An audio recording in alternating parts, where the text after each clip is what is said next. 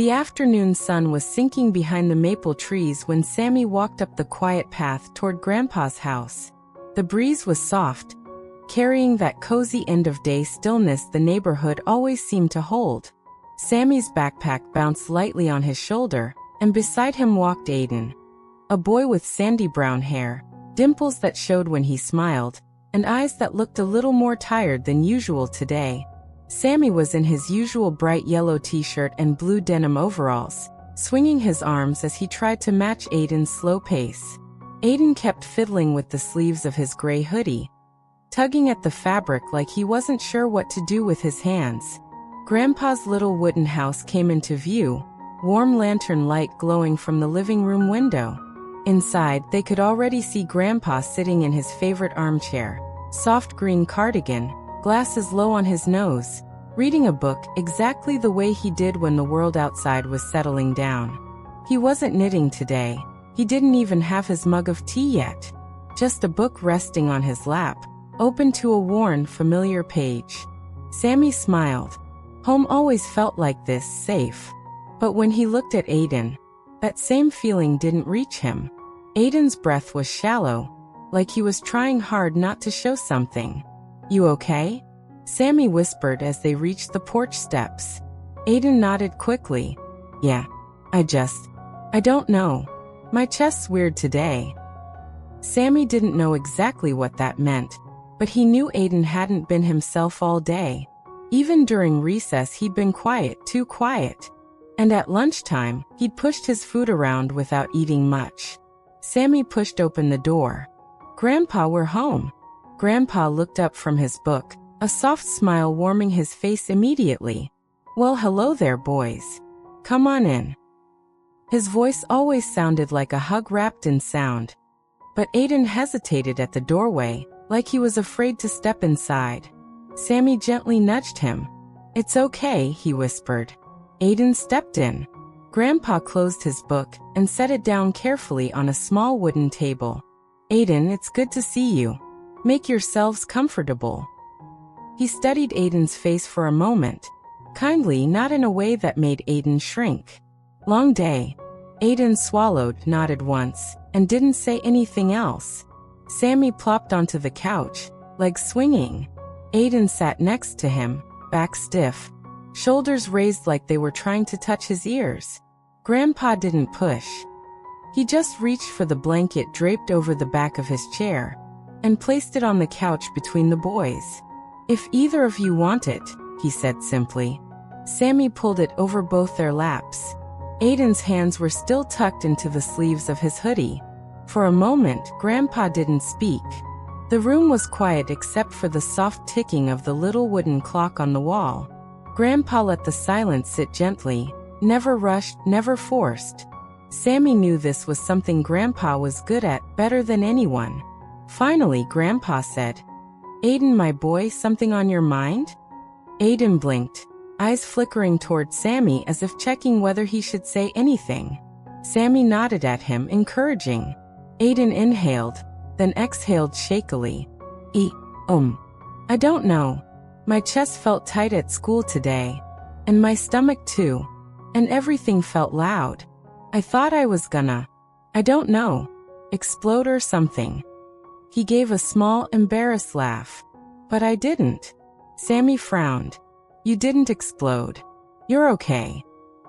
Aiden nodded again, but his eyes filled with something close to fear.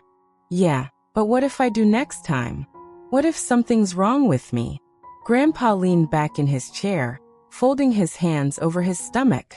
"Ah," he said softly, understanding in his voice. "Feels like the whole world is squeezing you from the inside, doesn't it?" Aiden's eyes widened. "You know what that feels like." "Of course," Grandpa said gently. "Many people feel that way sometimes. Some call it worry, some call it fear, and some call it anxiety." Aiden's breath caught. "My mom said that word, but I didn't want it to be real." Grandpa nodded. "It's real. But it's not a monster. Not something that will break you." His voice stayed slow, calm, like he was trying to help Aiden match the rhythm of the room. "It's your body trying to protect you. It just tries a bit too hard sometimes. Aiden looked down at his hands. They were trembling. Sammy gently placed his small hand over Aiden's. That tiny connection made Aiden's shoulders drop an inch. Grandpa noticed. "Let me show you something," he said softly. He got up and walked to the bookshelf across the room. Sammy watched as he reached for a wooden box on the top shelf, smooth, dark, polished. Grandpa returned and placed the box on the little table. Aiden stared at it. "What is that?" Grandpa opened it. Inside were old pocket watches, some shiny, some scratched, each resting on a soft cloth. They shimmered faintly in the lamplight. Sammy leaned forward. "Whoa. These," Grandpa said, "belong to people in our family. Each one tells its own story, but they also taught me something important." He carefully picked up one with a silver finish and a small dent on the side. "This one was mine." Aiden's eyes widened. "You had anxiety too?" Grandpa chuckled softly. "Oh, did I ever? When I was your age, my heart raced so fast I thought it would burst right out of my chest. My hands felt shaky, my breath short. I didn't understand it." Aiden leaned closer. Sammy did too. He loved Grandpa's stories. Grandpa placed the watch in Aiden's hands. "Feel how solid that is. Heavy even though it's small."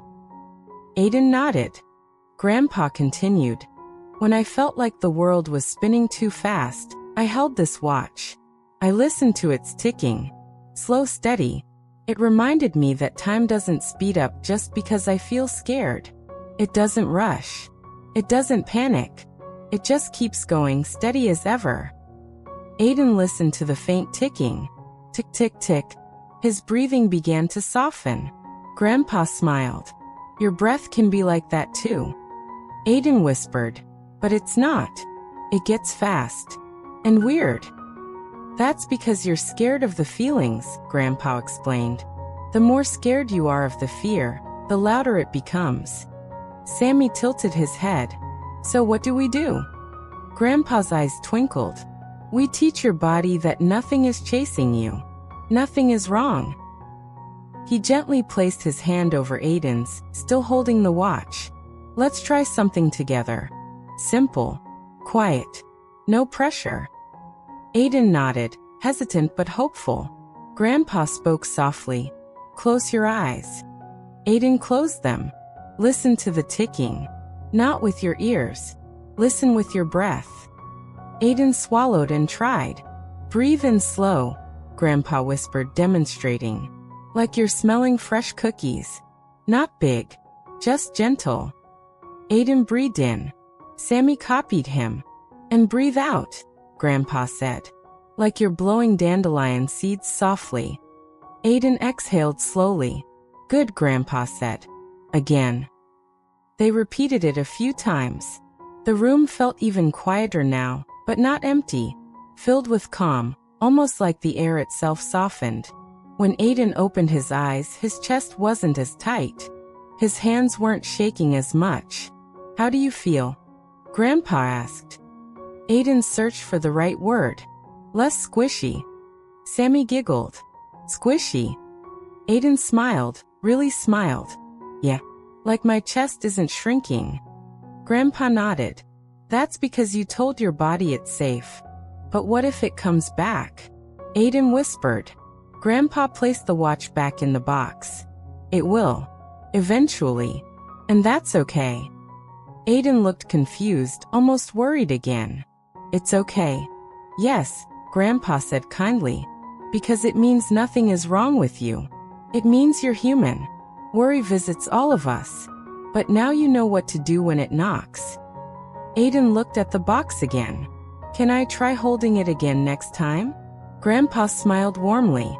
"You can use something of your own. Something small that makes you feel grounded."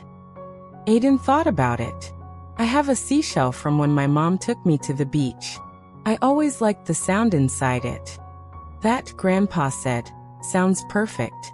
Sammy bounced excitedly. "And we can remind you to do the breathing thing. And we can sit with you whenever it gets too loud. Right, Grandpa?" Grandpa nodded proudly. "Absolutely. Aiden's eyes softened. I didn't think anyone would understand. Everyone just tells me to calm down or stop worrying. But that doesn't work. Grandpa's face softened. Telling yourself to stop is like telling the sun not to set. It will still do what it does. The trick is to walk with it, not fight it. Aiden thought about that.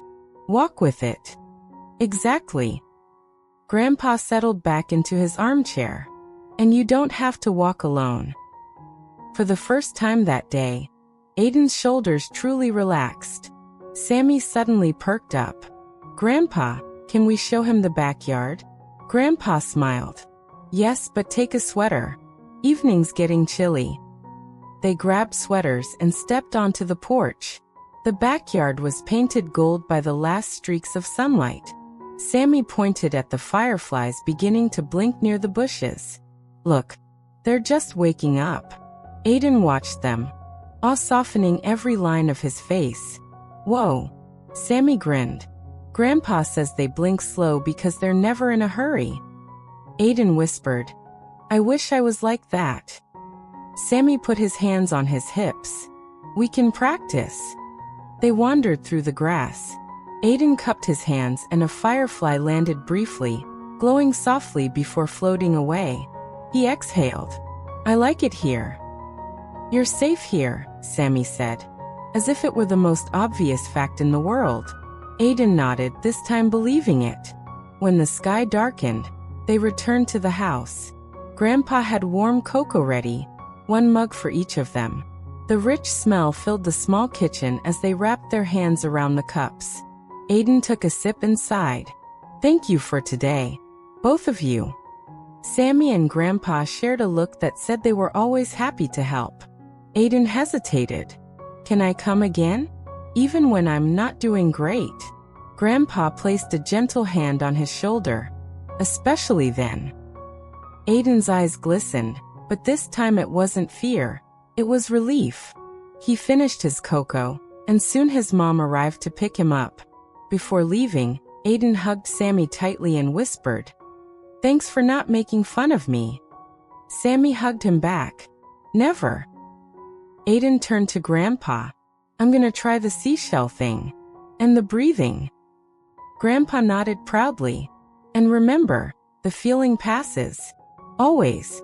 Aiden left with a small smile, shoulders lighter than when he'd arrived.